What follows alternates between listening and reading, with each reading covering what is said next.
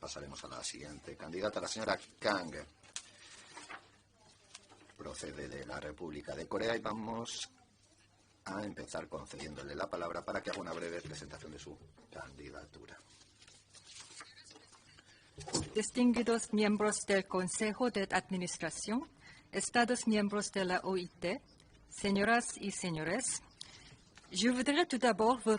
En primer lugar, les doy las gracias por brindarme la oportunidad de intervenir ante los mandantes de la OIT como candidata para el cargo de directora general. Permítanme expresar brevemente por qué me presento como candidata y qué podría aportar desde ese cargo. Me presento porque creo firmemente que el mandato de la OIT es tan importante hoy como cuando se fundó. Se han acrecentado las desigualdades, se ha debilitado la solidaridad en el seno de los países y en el mundo en general. Aunque hay múltiples crisis que solo se podrán solucionar con más unidad en la acción, es decir, el cambio climático, la recuperación de la pandemia, el cambio demográfico, las tensiones geopolíticas, el avance tecnológico rápido. Tenemos que abordar cuestiones socioeconómicas, cuestiones que la OIT ha abordado desde su perspectiva desde hace un siglo.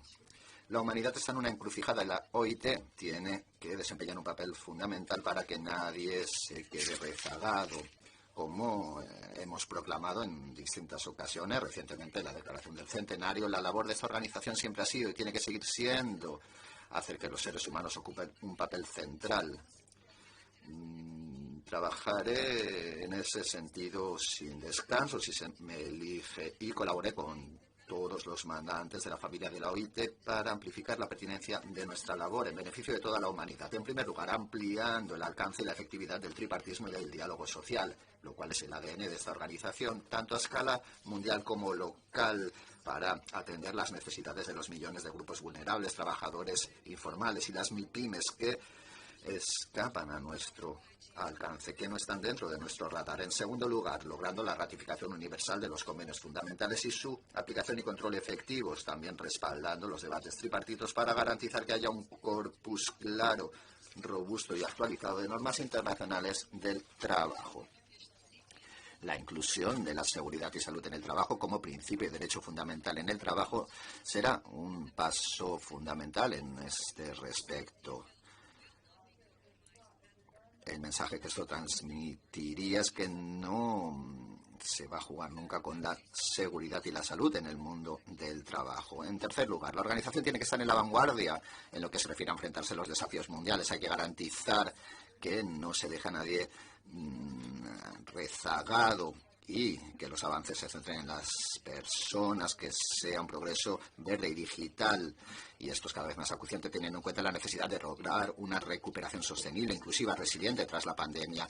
Y tenemos que tomar medidas concertadas para lograr una recuperación con muchos puestos de trabajo, que sea incluyente. Hay que reforzar los programas de protección social en todo el mundo. También lideraría el proceso de preparar el mundo del trabajo para la próxima pandemia. En cuarto lugar, haré que la OIT ocupe un papel central en los esfuerzos multilaterales. La OIT tiene una gran responsabilidad en la consecución de los ODS y en la aplicación del programa común para Naciones Unidas del secretario general. Haré que se forjen más asociaciones en áreas de la coherencia política y que se ejecuten los programas en el terreno con la colaboración de otras organizaciones de Naciones Unidas, las instituciones de Bretton Woods y los bancos regionales de desarrollo. Para ser más efectivos en estas empresas, la comunidad de la OIT tiene que actuar como una familia y recibir el apoyo, por supuesto, de una oficina que también trabaje como solo una oficina. Por supuesto, la oficina tiene que ser apta para la acción. La oficina se ha adaptado rápidamente ante la pandemia para respaldar a los mandantes en esta crisis sin precedentes. Como directora general, haré que esta experiencia se convierta en un programa de reforma para la oficina, para convertirse en un modelo puntero en el mundo del trabajo tras la pandemia. Necesitamos una organización que sea versátil, rentable y que se ancle en objetivos relativos a la diversidad del personal, movilidad y profesionalismo. Son tareas estas complejas, por no decir otra cosa, pero pueden ser alcanzadas si todos los mandantes desempeñan su papel, pero actuamos todos con una única voz. ir más allá del cortoplacismo, hacer que aumente la importancia del tripartismo con una visión a largo plazo, con una directora general que tiene mucha experiencia en el ámbito internacional, con muchos conocimientos sobre el terreno y con un compromiso pleno para con los valores de la OIT. Creo que en una servidora encontrarían ustedes esa líder de la que hablo. Thank you, merci, gracias. Muchas gracias por esta presentación. Vamos a pasar ahora a las preguntas y respuestas. Va a haber 16 preguntas. Las 4 primeras preguntas las harán los trabajadores. Tiene la palabra la vicepresidenta trabajadora en el Consejo de Administración, la señora Pasquier. Chair. Muchas gracias, presidenta. Voy a empezar con una pregunta muy importante en cuanto al mandato normativo único de la OIT. Me refiero en cuanto a ratificación, aplicación y examen de los instrumentos normativos. Y esta es mi pregunta. ¿Cuáles de estos puntos son más pertinentes para tratar los desafíos laborales del siglo XXI? ¿Y opina usted que hay algún ámbito en concreto donde son necesarias algunas mejoras? ¿Se han planteado algún ámbito donde van a hacer falta nuevos instrumentos normativos? Y otra pregunta fundamental, si fuera elegida directora general, ¿cómo va a tratar las reticencias de algunos grupos de la OIT que no están de acuerdo en la necesidad de algún nuevo instrumento normativo? Muchísimas gracias por la pregunta. Tiene la palabra la señora Kang. Muchas gracias. Sin duda, el mandato normativo de la OIT es la columna vertebral del trabajo que se desempeña aquí y también el mandato de control y el examen normativo es muy importante y todo ese trabajo no se puede mermar, sino todo lo contrario, lo único que puede es fortalecerse más. Entonces, como futura directora general, sin duda voy a defenderlo. Y creo que tenemos que hacer gala de apertura en cuanto a nuevos instrumentos normativos. El mundo laboral no cesa de cambiar y claro que esto implica nuevos desafíos y nuevas lagunas. Por tanto, creo que toda la comunidad de la OIT tiene que tener una mentalidad abierta en cuanto a posibles lagunas, nuevos instrumentos normativos, ya sean convenios, recomendaciones o más bien directrices o principios. Eso depende realmente de los debates tripartitos que haya. Pero yo creo que como principio estamos aquí para crear normas para el mundo laboral. Y no podremos lograr ese mandato si no hacemos gala de apertura en cuanto a los cambios que están teniendo lugar en el mundo laboral real. Entonces voy a hacer un llamado para que cualquiera de la comunidad de la OIT que no esté de acuerdo conmigo y muchos más a ese respecto. Yo creo que el mecanismo de control ha hecho una labor excelente en la historia del último siglo. Y a mí me deja perpleja la cantidad de trabajo que se tiene que llevar a cabo dentro del sistema de control. Yo tengo muchísima experiencia en el ámbito de los derechos humanos y ahí un tratado cuenta con su propio órgano de expertos de control. Pero aquí tenemos un grupo de expertos que se encarga de todos los informes y de todo lo que tiene que ver con las ratificaciones. Entonces, intento imaginarme la cantidad de trabajo que recae sobre los hombros de estos expertos en este grupo de trabajo, claro, contando con el apoyo de la oficina. Por tanto, yo creo que estos serán los que tengan que determinar cómo quieren proceder, cómo quieren mejorar la eficacia de su trabajo. Y yo creo que la oficina tiene que estar dispuesta para apoyar de la forma que sea para mejorar su trabajo, su eficiencia. Y a mí también me gustaría que hubiera más interacción entre los distintos mecanismos de control, entre los expertos, entre la comisión de expertos, y yo creo que he visto cómo han tenido lugar las distintas reuniones, sí, la interacción, pero creo que se puede estudiar otras formas de que haya interacción para que sea más frecuente a la par que más ahondada. Muchas gracias. Tiene de nuevo la palabra la señora Pasqué para la segunda pregunta de trabajadores. Muchas gracias, señora Kang. Si hablamos de la negociación colectiva y de la libertad sindical, son derechos esenciales que permiten que otros existan, y si no se respetan estos hay otros muchos que no se pueden lograr, y tampoco trabajo decente. Sin embargo, hay millones de trabajadores en todo el mundo que sufren las conculcaciones de los derechos sindicales, incluido en su región. Entonces, ¿qué experiencia tiene con sus cargos anteriores para tratar las violaciones de este tipo de derechos a nivel nacional, regional y también a escala de Naciones Unidas? ¿Y qué medidas se plantearía tomar para promover el respeto de estos derechos en caso de que usted fuera elegida la nueva directora general? Muchas gracias por la pregunta. Señora Kang, tiene la palabra. Vengo de un país donde las violaciones de estos derechos, decir que tenemos un largo recorrido, pero también una historia, por tanto, de implicación con los mecanismos de control. Y por suerte creo que ya hemos pasado ese punto. Somos una democracia vibrante, los derechos fundamentales y los derechos humanos laborales se respetan mucho. Creo que todavía nos queda algo por hacer para estar realmente al nivel internacional. Y claro, en calidad de directora general, me implicaré como he hecho en mi propio país, igual en el resto de países, en lo que estas deficiencias. Esta ha sido mi experiencia nacional, pero a nivel internacional, el mecanismo de control de derechos humanos de los tratados coopera, tiene una relación de cooperación muy estrecha también con la oficina de la OIT. Así fue mi opinión cuando estuve la alta comisionada adjunta para los derechos humanos durante 6 años, y confío en que eso siga así. Quiero que se fortalezca ese trabajo, y me alienta también ver que en muchos de los documentos de la OIT y en muchos informes se hacen menciones a la oficina del alto comisionado de derechos humanos. Yo creo que la OIT, al altísimo nivel de director general y del alto comisionado de derechos humanos, creo que el papel ahí ya es muy profundo, pero yo quiero ahondarlo y quiero incluso fortalecer más esa colaboración entre ambas instituciones, digamos. Yo creo que somos dos entidades dentro del sistema de Naciones Unidas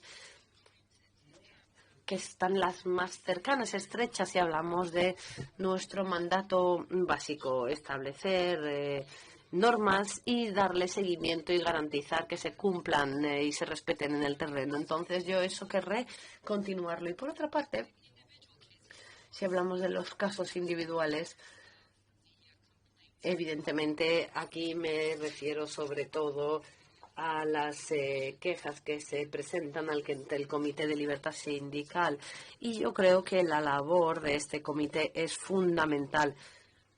Creo que se encargan de 150, 160, incluso más casos cada año.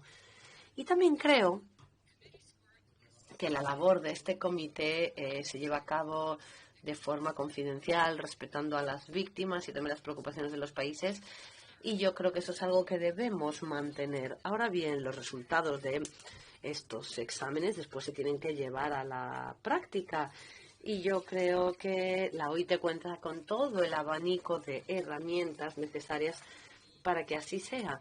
Y somos testigos de muchos casos en todo el mundo, Myanmar sin lugar a dudas, donde la OIT y la oficina, con sus competencias de búsquedas y estudios, investigación y sus órganos de control, puede hacer observaciones y recomendaciones, y luego el Consejo de Administración y la CIT. Y yo creo que ahí está todo el conjunto de herramientas disponibles para tratar con los casos que son más graves. Muchas gracias. Tiene de nuevo la palabra la señora Pasquier. Tercera pregunta del grupo de trabajadores. Muchísimas gracias. Señora Kang, en su visión ha señalado que estamos ante un momento decisivo para la cooperación multilateral y que la OIT tiene que tener un papel central estableciendo la agenda y liderando los esfuerzos para una mejor nueva normalidad. ¿Cómo definiría una mejor nueva normalidad? ¿Cuáles son sus prioridades claves o las que deberían ser las prioridades de la OIT que debe promover en el sistema multilateral y por qué? ¿Y cómo podría convencer a las instituciones financieras internacionales para que cambien de rumbo y trabajen de forma más estrecha con la OIT para que cumpla con su mandato de justicia social? Muchas gracias por su pregunta. Señora Khan, en el uso de la palabra. Yo creo que el sistema multilateral se enfrenta a un reto. Yo creo que existe una tendencia a día de hoy unilateralista, por así decirlo, que merma el mundo multilateral. Creo que todos los organismos multilaterales de forma mancomunada deben hacer gala de solidaridad para reaccionar y responder ante esta tendencia. Ahora bien, el sistema multilateral en sí también, yo creo que se encuentra también en una fase de amplia reforma si empezamos con el secretario general dentro de la reforma del sistema de desarrollo de Naciones Unidas. Entonces yo hago mía esta oportunidad, creo que es una oportunidad de la OIT para tener una influencia y para hacer que la ONU esté también en la OIT, que la OIT tenga un papel central y hacer que el trabajo precisamente que desempeña la OIT en pro de la justicia social, en pro de la dignidad humana, para defender a los grupos de ciudadanos más vulnerables, tenga más impacto dentro del sistema multilateral más amplio. Y yo creo que las instituciones internacionales de carácter financiero sin duda tienen que dar un paso y acercarse, estar más cerca de la OIT. Yo creo que el señor Ryder ha hecho una labor ingente para empezar ese diálogo, para ahondar ese diálogo con los líderes de las instituciones financieras internacionales. Y yo también entiendo que existe, por ejemplo, un foro mundial que ahora se reúne, lo pide la CIT, y en el último párrafo del llamado a la acción para una recuperación inclusiva y resiliente para que sea la OIT la que organice y reúna ese tipo de organismos de Naciones Unidas, interlocutores clave, instituciones financieras, para que haya debates de alto nivel y se encuentre una respuesta eficaz para apoyar de forma financiera esta recuperación inclusiva que la CIT ha defendido y ha pedido que haga suya el mundo entero. Entonces voy a trabajar muy estrechamente para ver cómo opera ese foro mundial y respetando siempre la iniciativa que ha asumido el señor Guy Ryder y basándome en eso, en ese debate que ya existe, para poder empezar también a institucionalizar el diálogo con las instituciones financieras. Yo creo que a día de hoy es un diálogo positivo, pero no tiene el carácter institucional. A nivel de líderes sí, pero no a nivel de instituciones, para que se convierta en una costumbre y esté también bien presente en el mundo laboral. Hay ejemplos en los que basarse, pero por ahora son ejemplos y esos ejemplos tienen que convertirse en acuerdos institucionales. Muchas gracias. Muchísimas gracias y le volvemos a pasar el testigo al señor Pasquier, que puede formular la última pregunta de los trabajadores. Muchísimas gracias. Ahora voy a mencionar un asunto que también es muy importante para todos nosotros. En su visión declara y se refiere a la cooperación con Naciones Unidas y el respeto del tripartismo, como bien acaba de explicarnos. Entonces, dentro de la reforma de Naciones Unidas, el papel de los residentes de Naciones Unidas ha sido fortalecido, pero la mayor parte de ellos vienen del PNUD. Y la experiencia de los trabajadores es que el tripartismo y los derechos laborales muchas veces no se tienen en cuenta en la labor de la ONU en el terreno. Las prioridades de los sindicalistas se ignoran muy a menudo y se implican bien. Los coordinadores residentes no implican bien a la hora de diseñar las prioridades de los países a los sindicalistas. Muchos gobiernos y muchos empleadores tampoco les apetece siempre incluir a los instrumentos normativos y las cuestiones de control normativo en las prioridades de los países. Entonces, ¿cómo va a tratar estos desafíos en caso de que sea la nueva directora general? Gracias. Muchas gracias, señora Khan. Yo creo que el tripartismo, y creo que retoma la oradora, la reforma de Naciones Unidas ahora pasa a su segunda fase.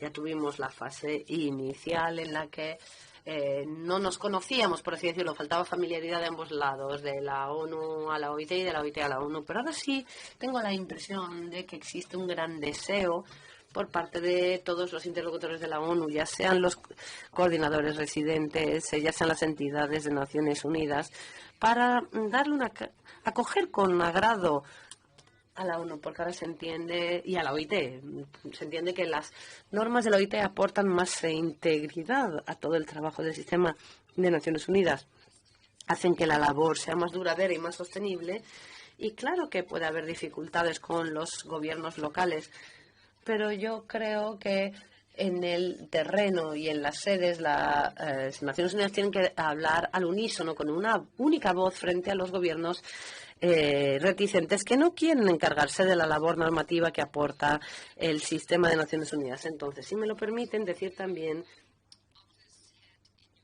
que hablé con la encargada de la oficina de la OIT en Nueva York, que se implica con gran integridad, porque evidente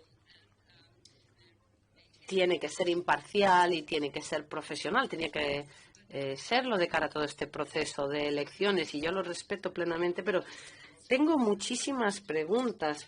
Pero tengo también la impresión de que la puerta está abierta para que entre la OIT, se implique con las entidades de Naciones Unidas también en la sede, y tuve la misma impresión hablando con los distintos actores de Naciones Unidas y con los coordinadores residentes sobre el terreno. Y ambas partes están deseosas, tienen ganas de colaborar para que haya un mayor impacto en el trabajo en el terreno. Lo que ocurre es que también estoy plenamente convencida de que esa apertura ha sido algo difícil para el señor Ryder, pero creo que ha hecho una ingente labor para lograr que los líderes de Naciones Unidas desde la sede y en el terreno tengan esa implicación y esa voluntad, y ahora debemos, por así decirlo, maximizarla para que tome un carácter institucional. Entonces, si logro y me adentro en ideas más concretas, la OIT necesita una mayor presencia, sin duda, en la sede de Nueva York. Creo que la oficina allí de la OIT está haciendo ahora mismo una gran labor, pero sencillamente hace falta el rango, el volumen para poder implicarse en todos los debates, en toda la coordinación, en todas las reuniones de grupos de amigos que tienen lugar allí en la sede. Entonces hace falta que la OIT dedique más recursos en Nueva York para apoyar a la oficina de allí, pero también para apoyar a los mandantes, que también veo, soy testigo de ello, que quieren implicarse más, de forma más contundente, con los procesos de Nueva York. Gracias. Muchísimas gracias. Y ahora vamos a proseguir con las preguntas y vamos a escuchar a los gobiernos. Empezamos con las Américas y la primera pregunta es de Brasil, en nombre de las Américas, y es el señor Meirelles Coelho. Tiene la palabra. Muchísimas gracias, presidenta. Señora Khan, tiene una carrera de alto nivel y ha trabajado a los más altos niveles diplomáticos. Entonces, de cara a ser directora general, es verdad que no ha tenido ninguna labor en el ámbito del trabajo. Entonces, ¿por qué cree que su experiencia la hace la mejor candidata para este cargo? Muchas gracias. Tiene la palabra la señora Khan. Yo creo, resumiendo y de forma sencilla, que porque puedo ser una persona muy imparcial, un jugador muy imparcial en este terreno. Hable con quien hable dentro de la comunidad de la OIT, ya sean los miembros del Consejo de Administración, ya sean los trabajadores o los empleadores, siempre tengo la impresión de que hay una gran brecha, hay desacuerdos, sí, incluso desconfianza. Y yo creo que el diálogo tripartito a nivel de la sede es un reto.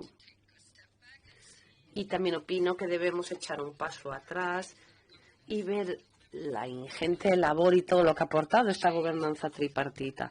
Debemos valorar el tripartismo y debemos confiar en el tripartismo y en todo el trabajo tan importante que puede aportar a largo plazo, incluso a medida que tratamos las dificultades a corto plazo. Lo que ocurre es que las dificultades también exigen energía nueva y liderazgo. Hace falta alguien que valore las normas, que valore su aplicación y su control y lo que requiere, y también un profundo compromiso con los valores, es decir, con la justicia social y la dimensión de la dignidad humana de las políticas socioeconómicas que siempre ha defendido la OIT como elemento fundamental de su mandato. Hace falta alguien que crea profundamente en todo eso, pero que también tenga mucha experiencia fuera de esta propia familia, que tenga las competencias y que de decir que después de haber presidido debates bien tensos en otros formatos distintos, pero igualmente muy difíciles, presidí el grupo de trabajo de políticas humanitarias dentro de mi mandato en la Oficina de Coordinación de Asistencia Humanitaria, y organismos de asistencia humanitaria de desarrollo, grandes ONGs, estaban todos en torno a la mesa, que tenían que coordinarse y encontrar una forma de seguir, desde siendo la coordinadora adjunta. Y les aseguro que fue difícil, pero todos los que estuvieron y participaron conmigo durante más de 3 años dirán que fue uno de los periodos más productivos para ese grupo de trabajo de socorro de emergencia. Entonces yo llego a esta tarea con mucha experiencia, muchas competencias, dirigiendo difíciles debates, encontrando formas de seguir y de salir, y como digo, llevando la batuta en esos debates para soluciones de avenencia y conclusiones también productivas. Así que sí, vengo de fuera, sí, quizás, pero creo que ha llegado el momento de que la OIT tenga una aportación nueva, savia nueva, por así decirlo, para el liderazgo. Muchas gracias. Y ahora vamos a escuchar a Barbados, que va a hacer la segunda pregunta en nombre de las Américas. La señora Hope Greenwich tiene la palabra. Muchas gracias, presidenta. Señora Kang, en su visión, ¿en qué medidas piensa para promover el tripartismo y la buena gobernanza dentro de la OIT y de sus distintos órganos en cuanto a participación, acceso a la información transparente, apoyo a la oficina y a la toma de decisiones?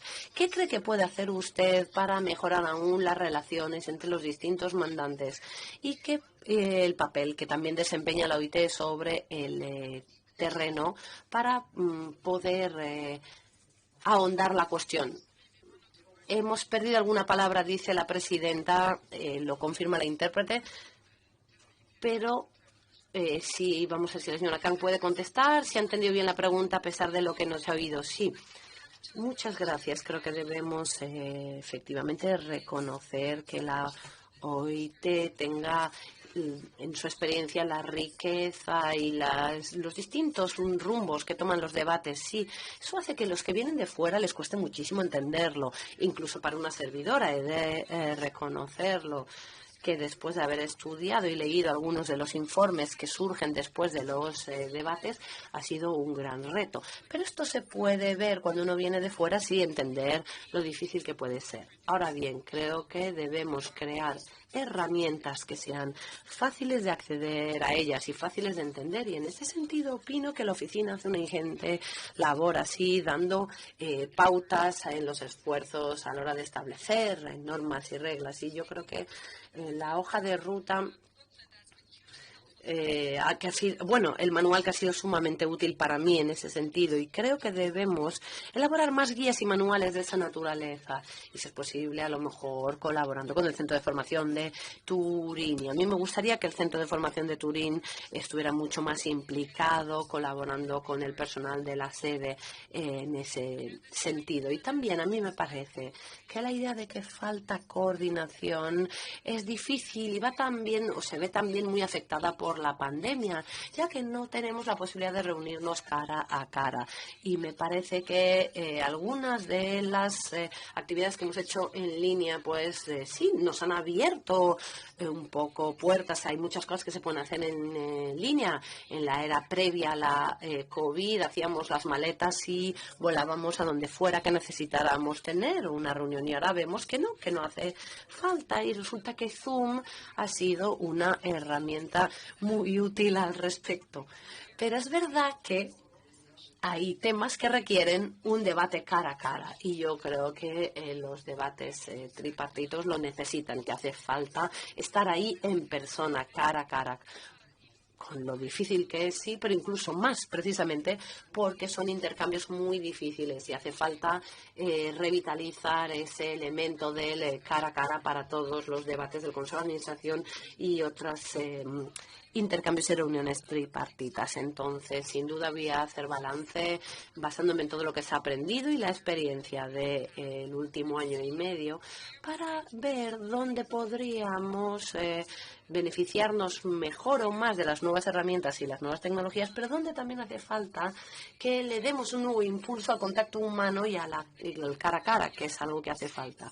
Y por otra parte, para los Estados miembros, yo tengo una política de puerta abierta, siempre, vaya donde vaya. Así fue como ministra de Asuntos Exteriores, también cuando asumí altos cargos dentro del sistema de Naciones Unidas, y confío en mantenerla, me comprometo en mantener esa política de mantener siempre mi puerta abierta, sea quien sea el que quiera reunirse conmigo y hablar conmigo como directora general, ya sean los Estados miembros, embajadores o cualquier miembro de un grupo de trabajadores y empleadores o cualquier miembro del Consejo de Administración.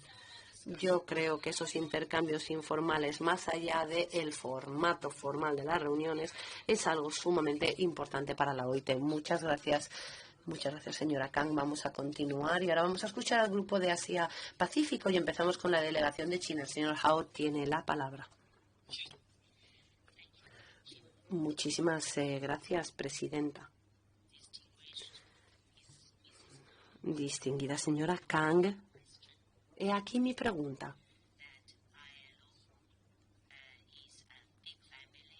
La OIT es una gran familia con 187 miembros, todos con niveles de desarrollo distintos y que se enfrentan a situaciones y preguntas diferentes. Entonces, si usted fuera la nueva directora general, ¿cómo va a lograr que todo su equipo y la secretaria tenga debidamente en cuenta las preocupaciones de los países en desarrollo? ¿Y cómo puede usted comprometerse y velar porque el tripartismo tenga en cuenta y trate los desafíos de una forma más eficiente? Muchísimas gracias por la pregunta. La señora Khan tiene de nuevo la palabra. Sí, muchas gracias por esta pregunta. 187 Estados miembros, sí, sin duda. Eso implica una gran cantidad de diversidad, entonces son ingentes los desafíos a la hora de velar porque la comunidad, la familia camine en la misma dirección, pero asegurándose también de que se está escuchando a todo el mundo. Por tanto, primero, en calidad de directora general, es tener la capacidad de escuchar con empatía, es fundamental. Y yo sin duda aporto esas competencias a la mesa y haré todo lo posible porque el personal de la oficina trate también con los distintos Estados miembros teniendo esa competencia fundamental, la escucha empática. Y yo creo que los países en desarrollo sin duda necesitan más que los países desarrollados. Si hablamos de ratificar y llevar a la práctica los instrumentos normativos de la OIT, de esta comunidad y que ha establecido este mecanismo tripartito. Entonces hace falta centrarse aún más y prestar aún más atención a las que son las necesidades de los países en desarrollo, tanto aquí en la sede como en el terreno. Y también he de decir que respeto profundamente el trabajo que hace la OIT en el terreno y las distintas entidades multilaterales que están en el terreno. Las respeto a todas profundamente porque creo que todas tienen muchos retos, tienen limitaciones en lo que a recursos se refiere y por eso estas entidades que están en el terreno más que nadie deben trabajar de forma conjunta para aprovechar al máximo los recursos que se le conceden. Entonces, opino también que la OIT ha estado a su manera en el terreno por cuenta propia, por así decirlo, y creo que ya lo señaló quien habló anteriormente, los equipos por países donde y los coordinadores residentes. Ahí creo que en ese sentido la participación de la OIT no es una rutina, no es una costumbre, es esporádica la participación en el terreno y tiene que estar ahí en esa coordinación, tiene que estar en esa mesa, tiene que hacer que las preocupaciones y temas de la OIT estén en esos debates de coordinación y de equipos de Naciones Unidas y utilizar bien esos recursos y llamar la atención en cuanto a los coordinadores residentes de cara a los gobiernos, de cara a los interlocutores en el terreno, porque es la única forma de lograr ampliar el impacto que puede tener nuestro trabajo en el terreno. Y con eso me refiero que tiene que ocurrir tanto en la sede como también a nivel local, sin duda. Porque yo creo también que una forma de lograrlo es trabajar en equipo con el resto del sistema de Naciones Unidas y asegurarnos de que el valor central que aporta la OIT, es decir, la dimensión normativa, sea de verdad el valor real y añadido que aportamos a esa mesa. Gracias. Muchas gracias. Tiene la palabra Indonesia para la segunda pregunta en nombre de Asia-Pacífico. Embajador Rudjar. Gracias, señora presidenta. En cuanto a los países de Asia-Pacífico, incluyendo Indonesia, uno de los temas más importantes que se debate en el Consejo de Administración es el tema de la representación, en particular la representación geográfica en los recursos humanos de la OIT en todos los niveles. Los países de Asia-Pacífico son algunos de los más infrarrepresentados en la fuerza de trabajo, sobre todo en Ginebra. Si se le elige, ¿qué política pondrá en práctica para fomentar una representación más equilibrada de todas las regiones y de los países en el personal de la OIT, ya sea en la sede o en las oficinas en el terreno de la OIT? Muchas gracias por esa pregunta, señora Kang. Gracias por su pregunta. Una servidora viene de esa región, al fin y al cabo, así que comprendo lo válido de su pregunta. Me parece que la diversidad es un principio que tiene que ser fundamental en la gestión de la política de recursos humanos de la OIT y me complace sobremanera que se haga referencia a esa cuestión en la estrategia de recursos humanos de la OIT aprobada por el Consejo de Administración para los próximos 4 años. Así que quiero aprovechar esa mención y hacer que aumente la diversidad en la fuerza de trabajo de la OIT, tanto en la sede como en el terreno. Entiendo que las exigencias en materia lingüística pueden ser difíciles de cumplir para los países y candidatos que vienen de la región de Asia-Pacífico. Esa exigencia lingüística está ahí, tendría que ver de dónde vino, pero hay cargos para los cuales no es eso necesario. Cuando no sea necesario tenemos que encontrar alguna manera de ser más laxos en cuanto a esas exigencias lingüísticas para los candidatos. Y, por supuesto, tomaré medidas concretas a ese respecto en la puesta en práctica de la siguiente estrategia de recursos humanos.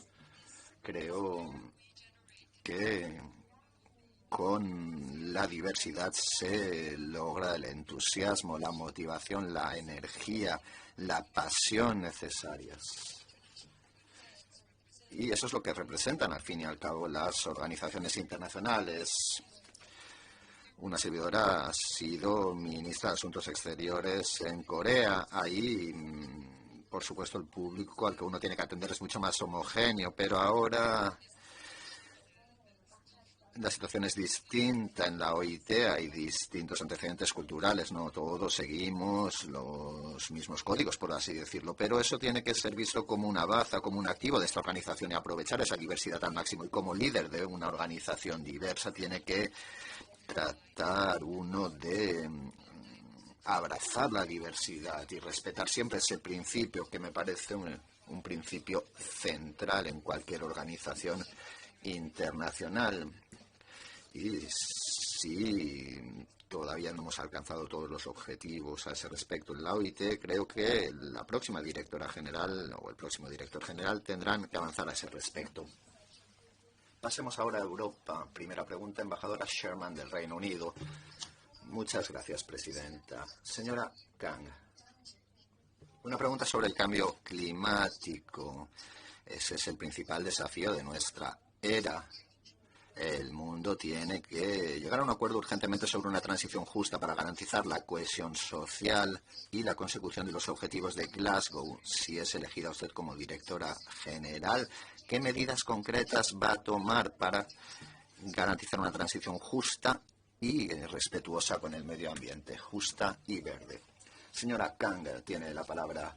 Estoy de acuerdo con que el cambio climático es el desafío existencial que tiene ante sí la humanidad, y la OIT tiene que estar ahí, junto con los expertos en materia de cambio climático, junto con los gobiernos, para asegurarnos de que la transición hacia energías más limpias sea justa para las personas. También todo lo relativo al proceso para llegar a emisiones netas cero. ¿Sí? Tenemos ya una serie de directrices de 2015 y eso tiene que ser la norma mínima para muchos países en el tema de la transición justa. Y tenemos buenos ejemplos, por ejemplo, en mi país. Estamos elaborando nuestro plan de acción nacional de conformidad con nuestra legislación, que hace que nos comprometamos a emisiones netas nulas en 2050, y ahí tenemos elementos para fomentar una transición justa para las comunidades que se verán afectadas. No voy a entrar ahora en detalles, pero esas directrices han sido muy útiles para mi país y creo que también para muchos otros. Y el acuerdo de Glasgow nos marca el rumbo que tendría que tomar la comunidad internacional más allá de la COP26.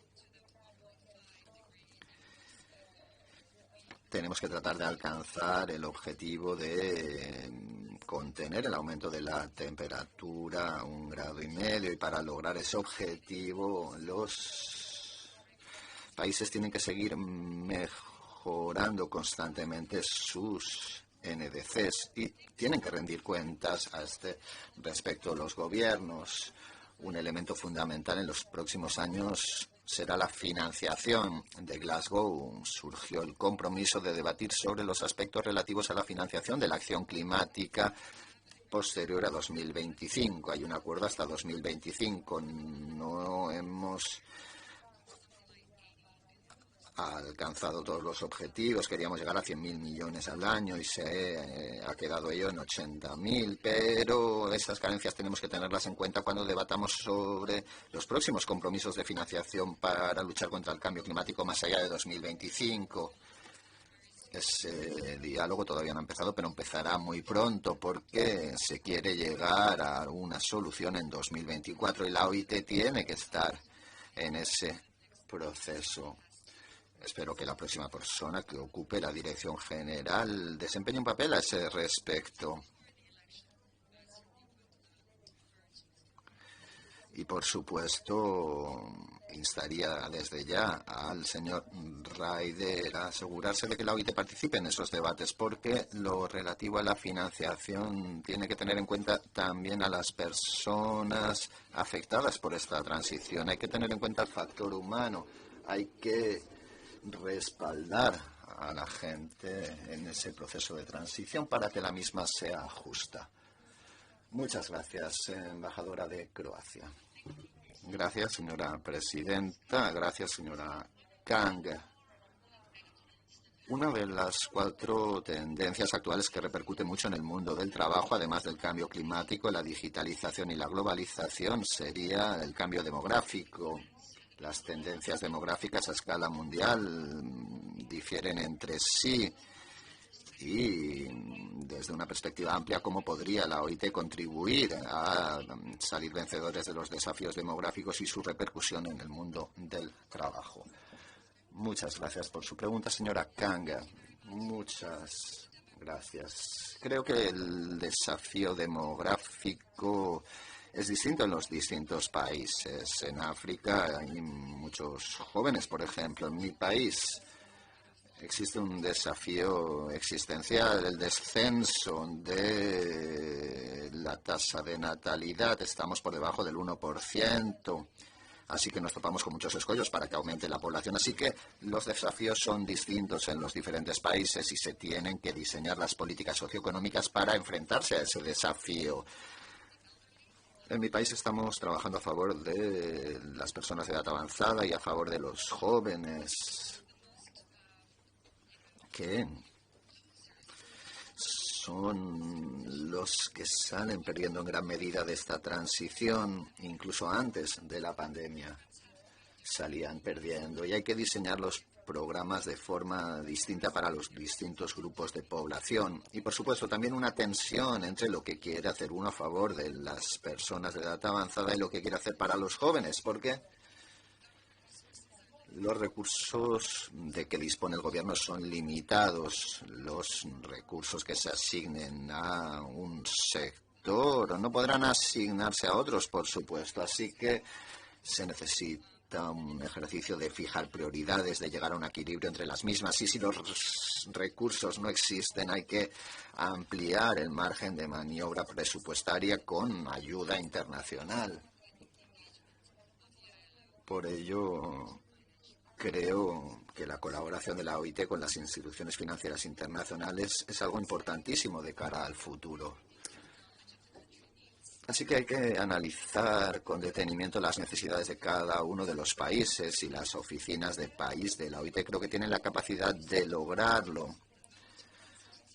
La capacidad de investigación en el terreno de la OIT puede combinarse con la capacidad de otras entidades de Naciones Unidas, y no solo hago referencia a Naciones Unidas, también a las instituciones financieras internacionales, para hacernos una idea global de todos los desafíos en el terreno, en los distintos países, y a partir de ahí poder diseñar políticas que se centren específicamente en esas necesidades. No puedo hablar lo suficiente de la importancia que reviste esa labor en el terreno.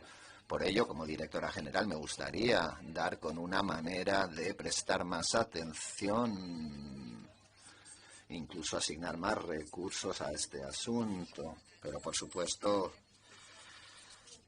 asegurándonos de que la labor en la sede no socave los objetivos en el terreno. Pero como directora general quisiera ser una directora general mucho más activa en lo que se refiere a la labor en el terreno, para respaldar más si cabe la labor de nuestros colegas ahí.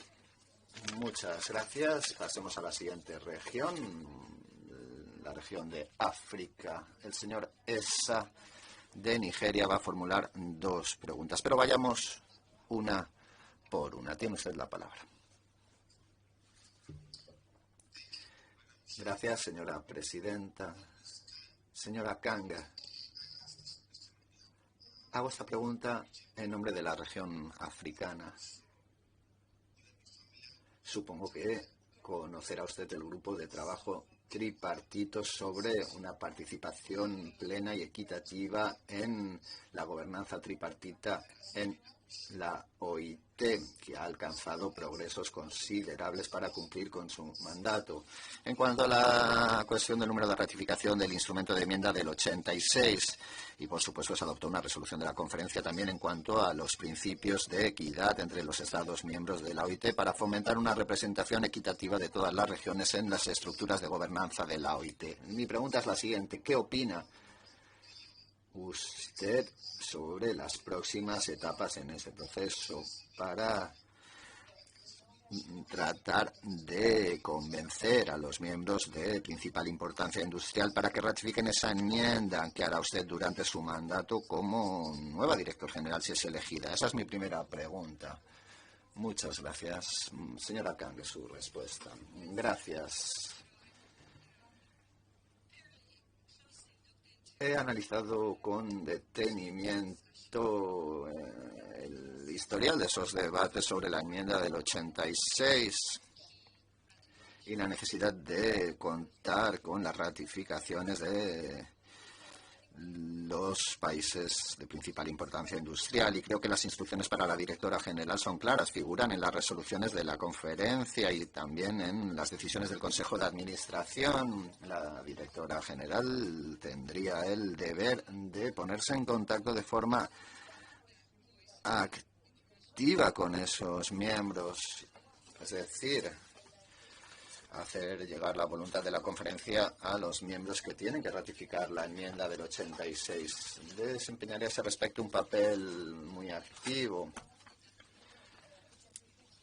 Creo que hay que respetar la idea que apuntala esa enmienda y creo que sería un momento histórico para la OIT si esa enmienda entrase en vigor.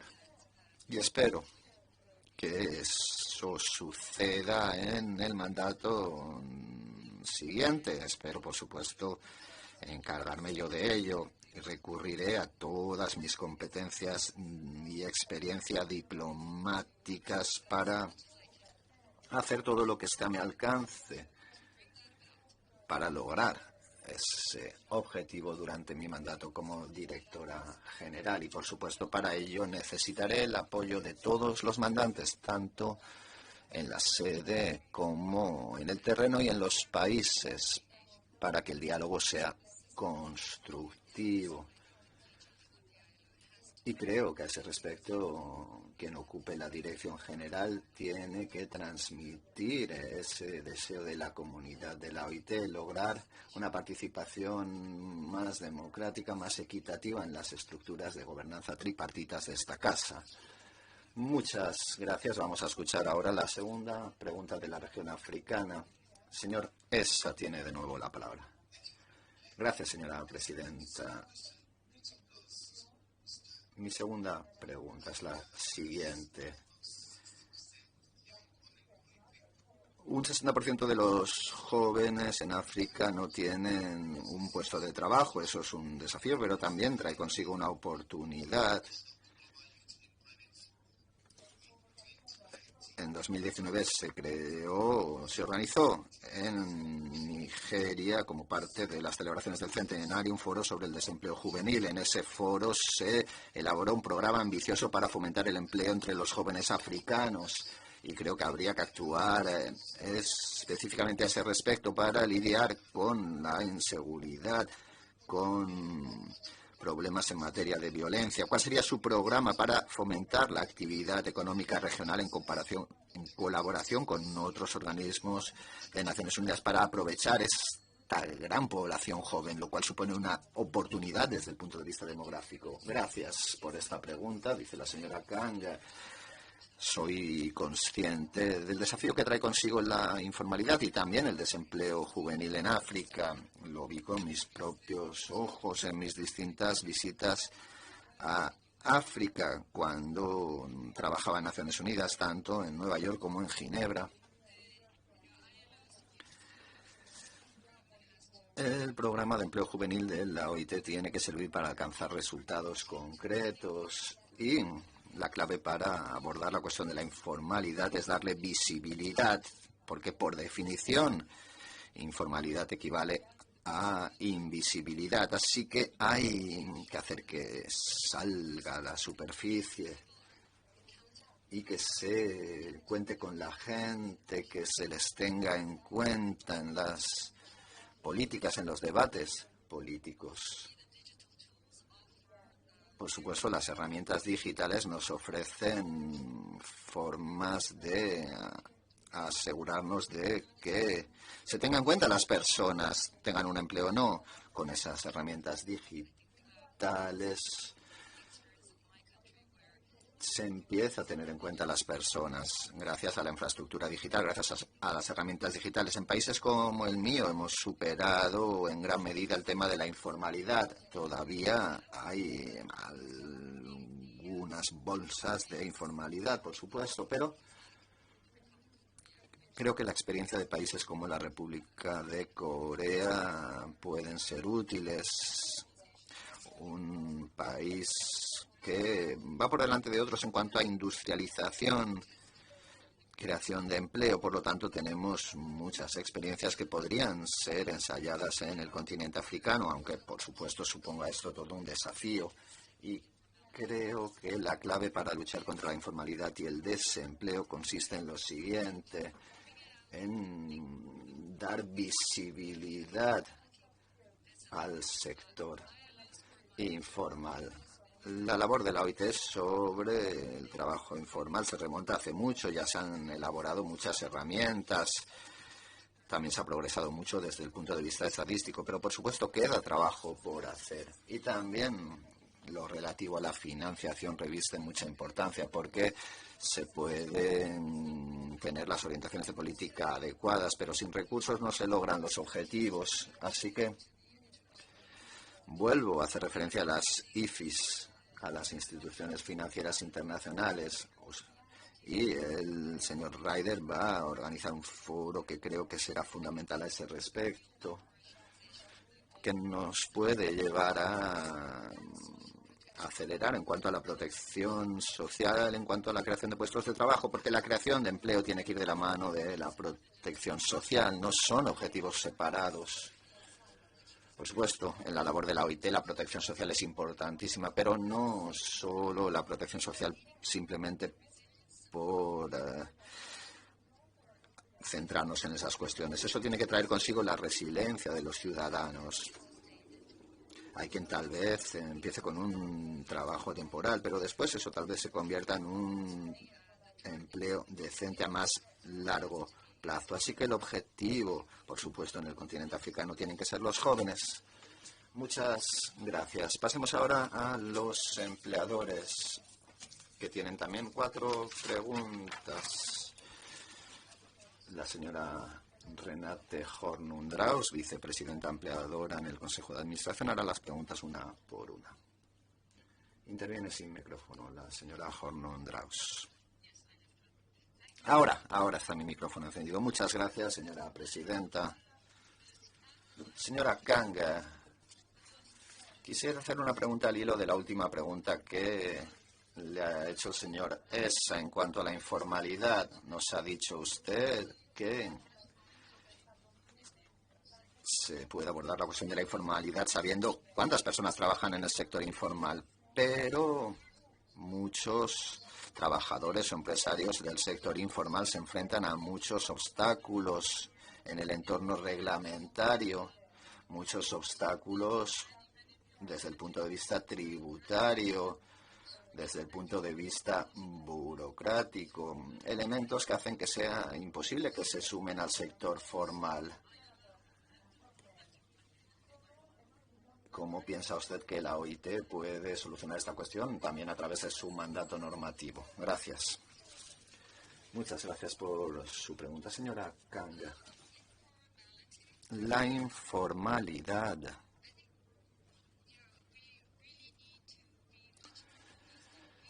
es un asunto respecto del cual tenemos que hacer más esfuerzos para llegar a esas personas que están en el sector informal. Si hay obstáculos para lograr esa visibilidad, tenemos que detectar esas barreras y tenemos que dialogar en el terreno con la sociedad civil, con los sindicatos, para llegar a esos trabajadores. Esa sería la primera etapa en este esfuerzo. Es decir, el diálogo social en el terreno es importantísimo y quienes se encargan de diálogo social en la sede también tienen un papel que desempeñar para que ese diálogo sea más incluyente en el terreno. Y creo que las oficinas de país de la OIT ya están procediendo de esa manera, aunque por supuesto el proceso tiene que ser más vigoroso, más robusto, colaborando con las organizaciones de la sociedad civil en el terreno. Cuando hablo de grupos de la sociedad civil, hablo de entes que tienen mucha información, muchos conocimientos e información contextual. Esa es la experiencia que tengo en el sector de los derechos humanos y el sector sindical, el sector de los derechos humanos en el terreno y en la sede, tienen que dar con formas de colaborar de manera mucho más estrecha en nombre de estos grupos vulnerables, invisibles. Así que, si soy la nueva directora general, daré instrucciones a ese respecto a mis colegas en el terreno y seguiré dialogando con los mandantes aquí en la sede sobre todas estas cuestiones. Hay muy buenos ejemplos. La pandemia ha sido terrible, pero entre tanta devastación han surgido muy buenos ejemplos de cómo la crisis se ha convertido en oportunidad para que los trabajadores informales pasen al sector formal y de esa manera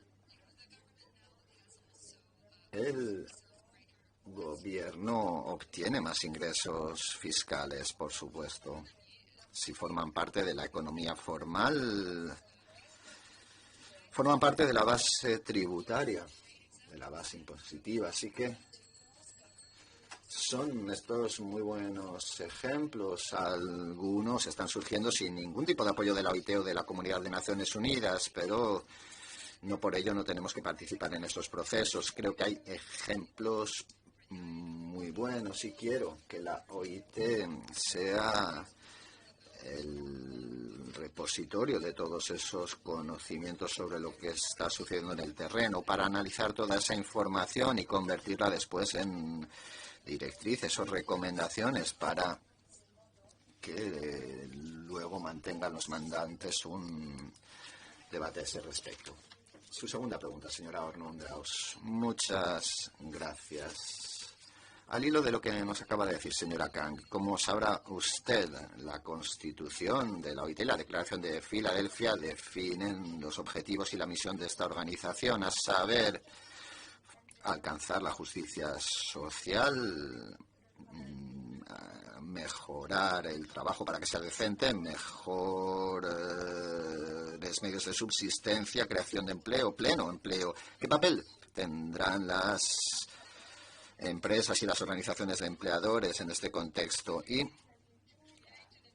cómo ve usted la responsabilidad de la OIT en lo que se refiere a crear un entorno que sea propicio a la iniciativa empresarial para que haya empresas sostenibles? Y ese es uno de los factores clave de la declaración del centenario a la que usted ha hecho referencia. ¿Cómo encaja todo esto con el mandato normativo de la OIT? Muchas gracias por esta pregunta con múltiples elementos. Muchas gracias, dice la señora Kang. Creo que la declaración del centenario tiene que ser como la Biblia para nuestra acción futura, porque habla de las necesidades de esta era.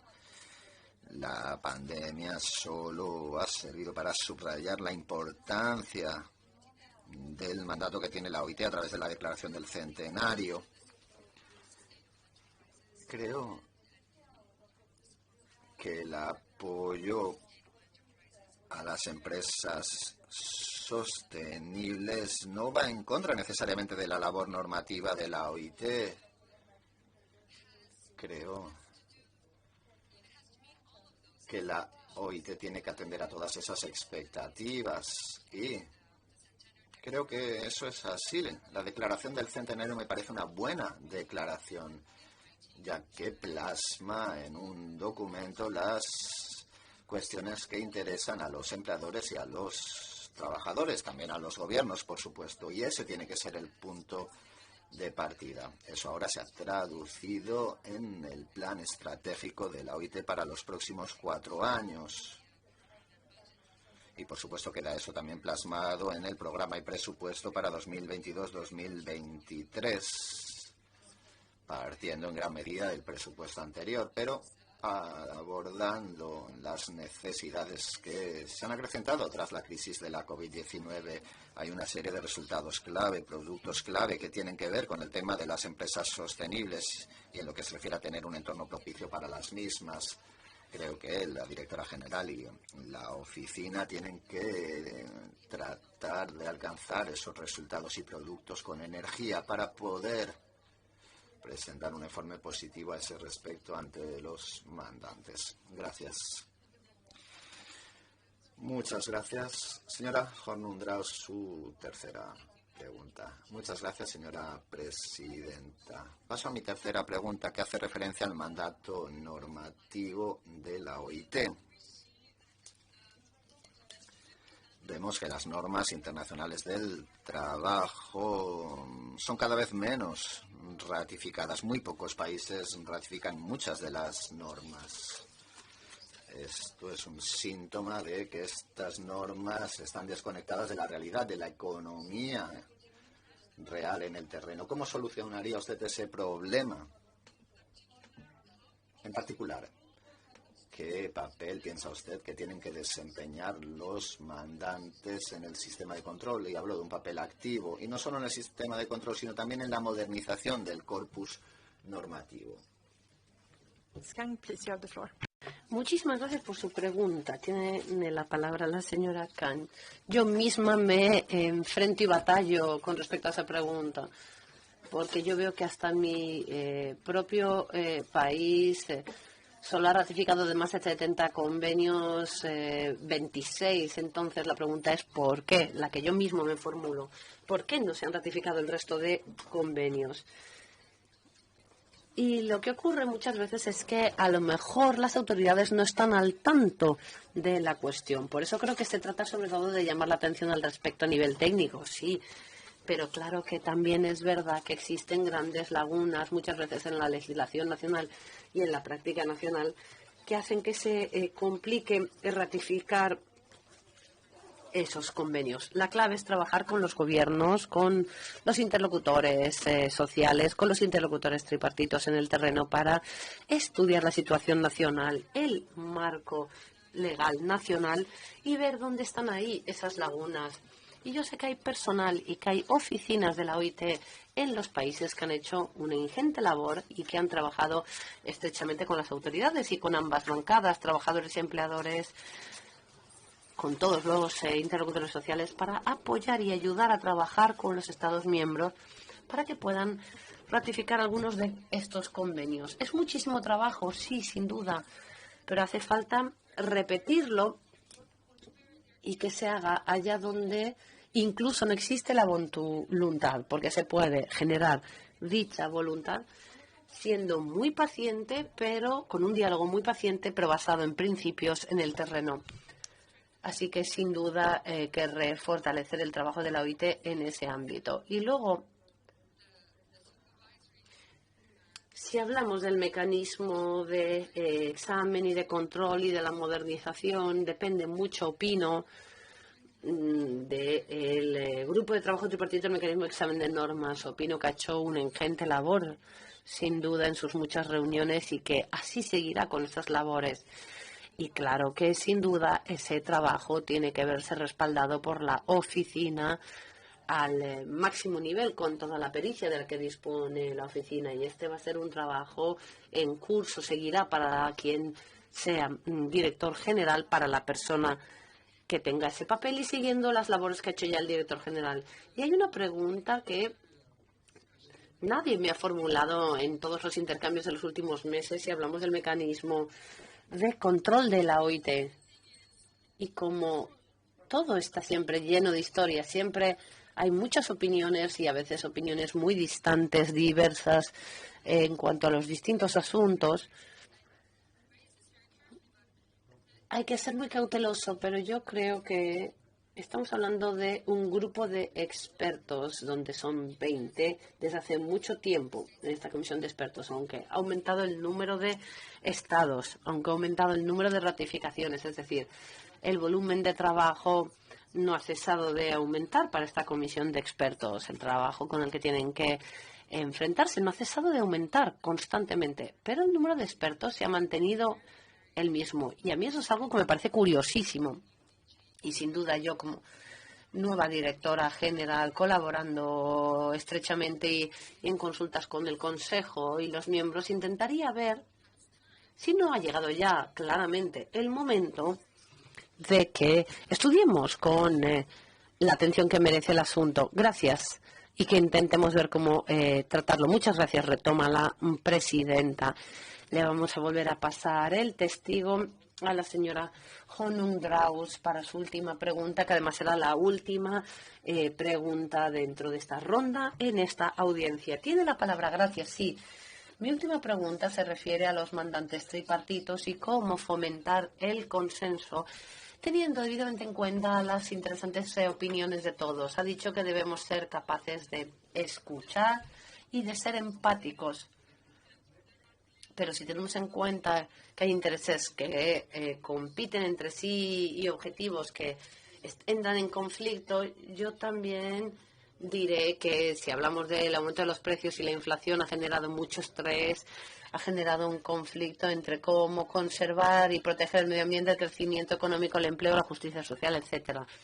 Y luego están los conflictos de interés entre las regiones, conflictos de interés entre empleadores y trabajadores, porque no se puede dedicar el mismo dinero 2 o 3 veces. Ese dinero solo se puede gastar una vez. Entonces, ¿es suficiente ser empático y escuchar, tener esas capacidades para lograr el consenso? ¿Y cómo exactamente, en calidad de directora general, luchar y trabajará para lograr una verdadera solución de avenencia entre los grupos? Muchas gracias.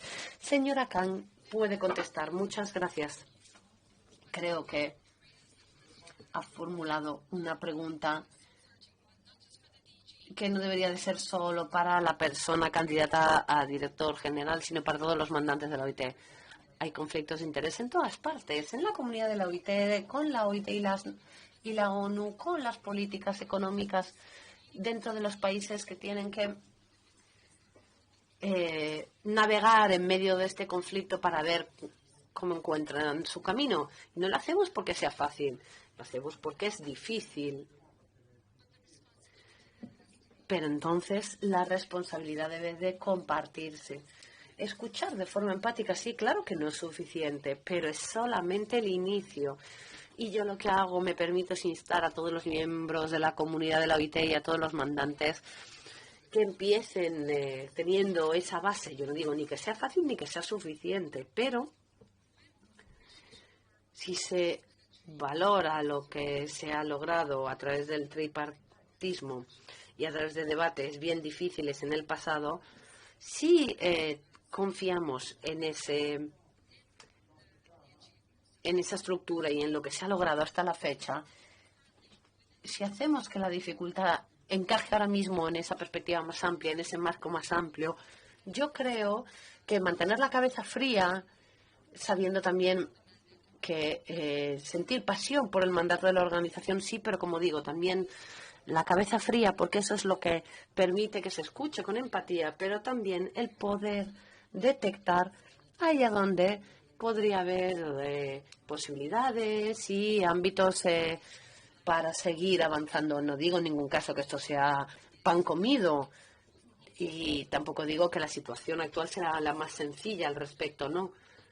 Pero para mí no hay otro camino y creo que quien sea la persona que dirija esta organización del futuro tendrá que ser un jugador imparcial. Yo creo que si uno viene de esta comunidad, inevitablemente es muy difícil ser imparcial, pero yo sin duda aporto la imparcialidad, sintiendo pasión por el mandato. Y todo esto lo he ido alimentando en mi trabajo en Ginebra, en el ámbito de derechos humanos, y que no les quepa la menor duda de que haré todo lo posible y ofreceré las mejores capacidades que son las mías. Mis mejores capacidades, se corrige la intérprete. Muchas gracias, dice la moderadora. Estamos llegando al final de esta interacción y muchas gracias a la señora Kang por todo. Y me gustaría simplemente pedirle si quiere a lo mejor hacer algunos comentarios para poder concluir esta entrevista, si lo desea, que todavía le quedan unos minutitos. Pero la señora Kang tiene el micrófono apagado, se disculpa la intérprete.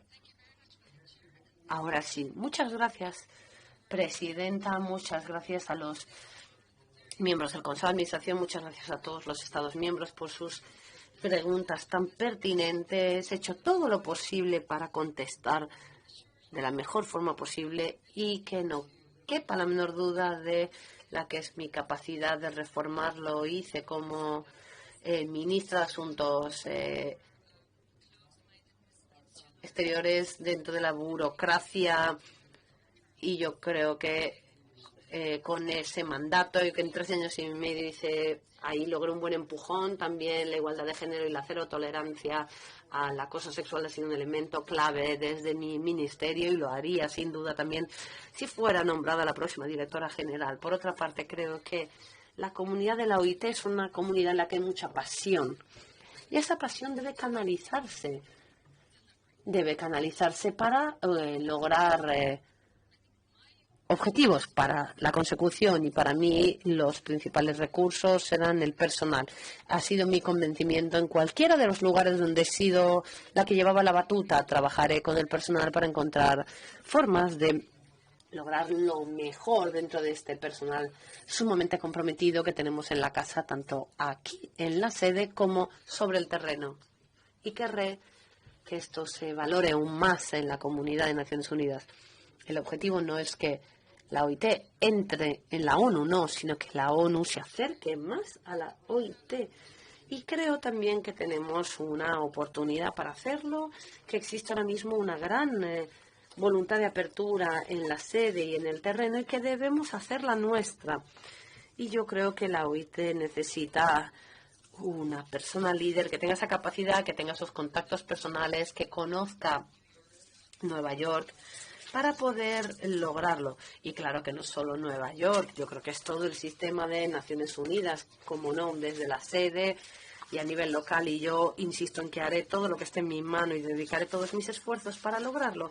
Y con esto voy a ir concluyendo. Muchas gracias, ha sido un debate sumamente interesante. La presidenta, muchas gracias en nombre de todos los que están escuchando. Gracias por su participación, señora Khan, por compartir sus ideas y reflexiones para la OIT. Vamos a